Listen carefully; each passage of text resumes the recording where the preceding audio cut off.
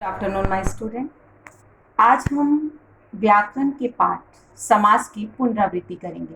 हमने समास को पहले समझा था, लेकिन आज हम फिर समास को समझते हैं।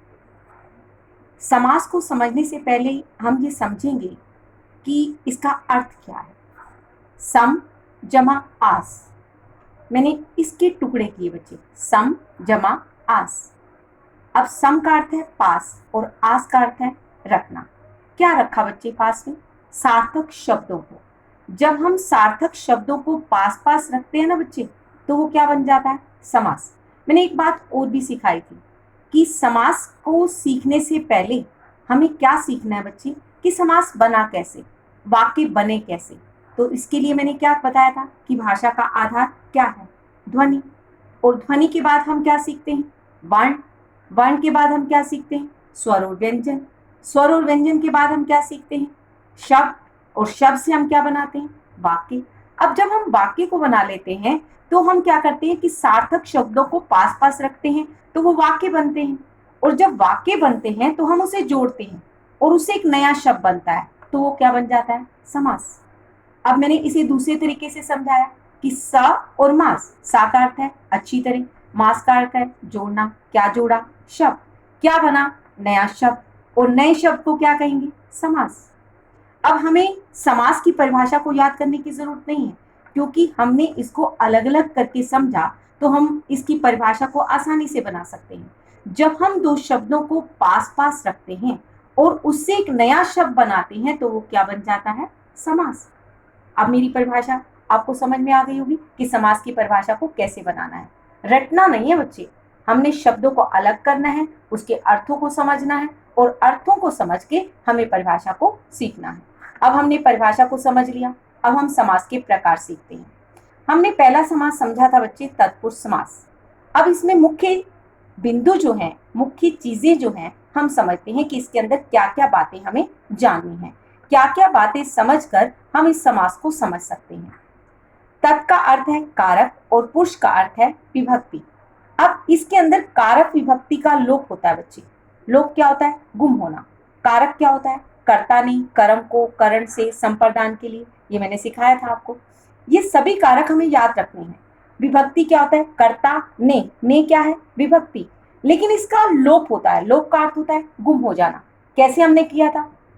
जैसे मैंने कहा रसोई घर, रसोई के लिए घर। अब इसके अंदर क्या था बच्चे? विभक्ति का लोप, अर्थात विभक्ति गुम थी, लेकिन बिगड़े के द्वारा मैं इसे सामने लाई, अर्थात रसोई के लिए घर, ये नया शब्द बन गया, तो ये समास बन गया। अब के लिए देखकर मैंने क्या किया? संप्रदान, तत्पुरुष समास। अब मैंने इसके अंदर एक और बात बताई थी आपको, अपादान तत्पुरुष समास। तत्पुरुष समास के लिए हमें कारक विभक्तियों को सीखना है और ये बात सीखनी है कि इसके अंदर कारक विभक्ति का लोप होता है, लेकिन जो लोप हुई विभक्ति है उसे हमें बिगड़े के द्वारा सामने लाना है, तो वो तत्पुरुष समास बन जाता है। एक बार फिर समझ लीजिए, तत् का अर्थ है कारक, पुरुष का अर्थ है विभक्ति। कारक विभक्ति का जहां लोप होता है और बिगड़े द्वारा उसे सामने लाया जाता है, तो क्या बन जाता है? तत्पुरुष समास। तत्पुरुष समास में हमने एक उदाहरण के द्वारा समझा, रसोई घर, रसोई के लिए घर। अब रसोई के लिए जो घर है, इसमें के लिए क्या था? इसके अंदर गुम था, लेकिन बिगड़े के द्वारा मैं क्या लाई? सामने लाई, तो क्या बन गया? तत्पुरुष समास। जैसे मैं कहूं अकाल पीड़ित, अकाल से पीड़ित, से क्या है? इसके अंदर गुम है, लेकिन विभक्ति हमने क्या किया?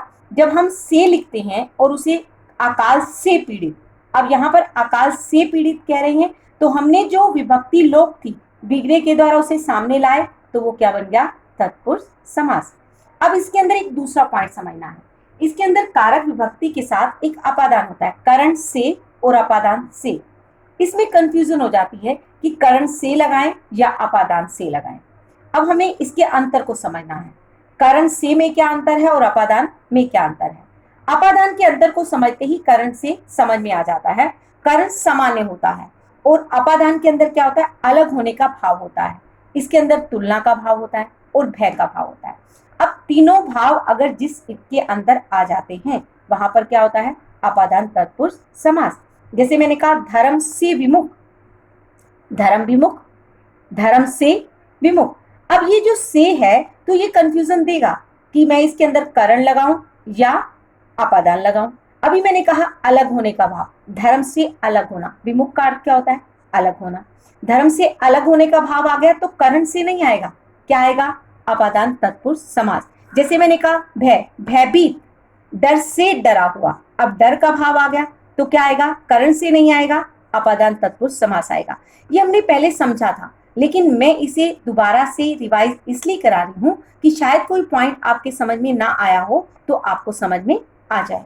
अब ये समास आपके समझ में आ गया। इसके अंदर दोनों पॉइंट याद रखने हैं, कारक विभक्ति का लोप होना और लोप हुई विभक्ति को सामने लाना तत्पुरुष समास कहलाता है। और दूसरा पॉइंट है करण से और अपादान।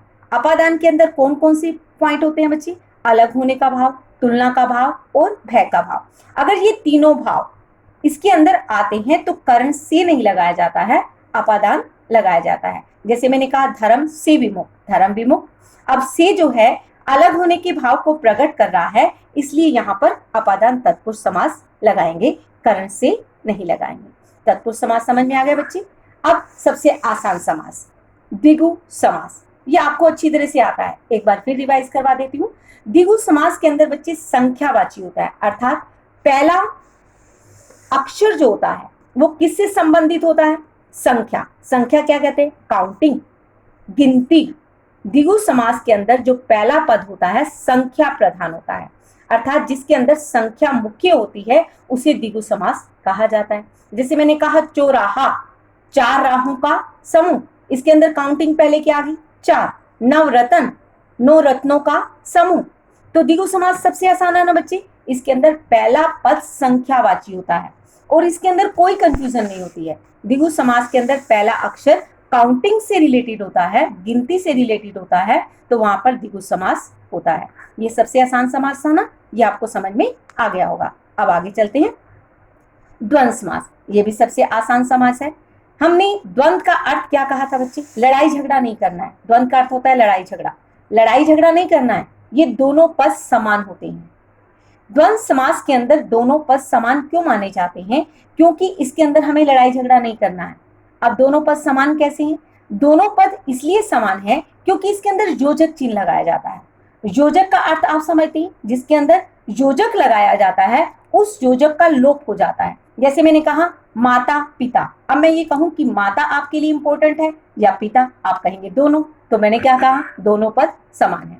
अब राजा रानी, राजा और रानी, द्वंद्व समास के अंदर और, एवं, अथवा, या लगता है, एवं अथवा या लगता है, और इसके अंदर योजक लगा होता है। इसके अंदर सबसे बड़ी पहचान होती है, इसलिए द्वंद्व समास के अंदर आपको कोई दिक्कत नहीं आती है। लेकिन एक बात आपने याद रखनी है, कई बार वो योजक का लोप कर देता है और शब्द को इकट्ठा कर देता है। जैसे मैंने कहा भीमा अर्जुन, भीम और अर्जुन। अब हमें ये समझना होगा कि इसमें दोनों पद इकट्ठे हैं, और दोनों पद इकट्ठे हैं तो हमें इसे अलग करना है। द्वंद्व समास का अर्थ है जिसके अंदर दोनों पद समान होते हैं, तो वो द्वंद्व समास होता है। एक बार सारा रिवाइज कर लेते हैं। समास की परिभाषा आपको समझ में आ गई। सम का अर्थ है पास और आस का अर्थ है रखना। जब हम सार्थक शब्दों को पास पास रखते हैं और उससे नया शब्द बनता है तो समास बन जाता है। इसके प्रकार कौन से हैं? तत्पुरुष समास। इसमें क्या होता है? कारक विभक्ति का लोप होता है और विग्रह के द्वारा उसे सामने लाया जाता है तो वो तत्पुरुष समास बन जाता है। और इसके अंदर दूसरा पॉइंट था अपादान, इसमें अलग होने का भाव, तुलना का भाव और भय का भाव। अगर ये तीनों भाव आ जाते हैं तो अपादान होता है। द्विगु में क्या होता है? संख्यावाची प्रधान, अर्थात संख्या प्रधान होता है, अर्थात पहला पद संख्या से संबंधित होता है, अर्थात काउंटिंग, गिनती से संबंधित होता है, तो वो द्विगु समास होता है। द्वंद्व के अंदर दोनों पद समास समान होते हैं, अर्थात दोनों महत्वपूर्ण होते हैं, दोनों इंपॉर्टेंट होते हैं, इसलिए इसे द्वंद्व समास कहा जाता है। क्योंकि माता और पिता दोनों इंपॉर्टेंट है, दोनों महत्वपूर्ण है, इसलिए इसके अंदर योजक चिन्ह लगाया जाता है।